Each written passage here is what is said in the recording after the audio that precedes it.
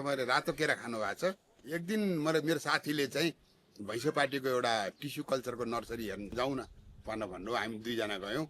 यो 4 वर्ष भयो होला, 4 वर्ष जति भयो, लकडाउनको टाइममा होला। अनि त्यसपछि चाहिँ हामी त्यहाँ गयौँ। त्यहाँ चाहिँ एकजना मित्रसँग भेट भयो, चिनजान भयो, दोस्ती पनि भयो।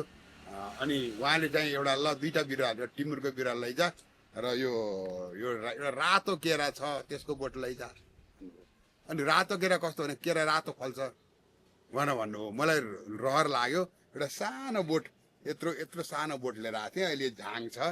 परार साल फल्यो फलेपछि अलिअलि खाइयो।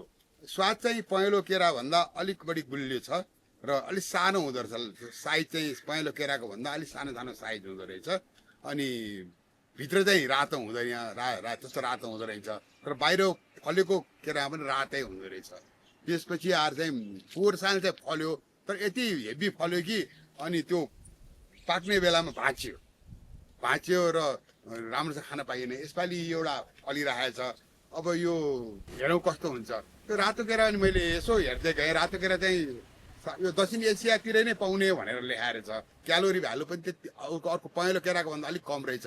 त्यसमा भिटामिन सी र अरू कन्टेन्टहरू अलिक हाई रहेछ। यो अलिक बढी न्युट्रिसियस हो कि भन्ने ल्याङ्ग्वेजहरू चाहिँ यो मैले पढेँ पहेँलो केराको तुलनामा। तपाईँहरूले अब यो रातो केरा पाउनु हो भने यसो रोप्दा राम्रै हुन्छ होला।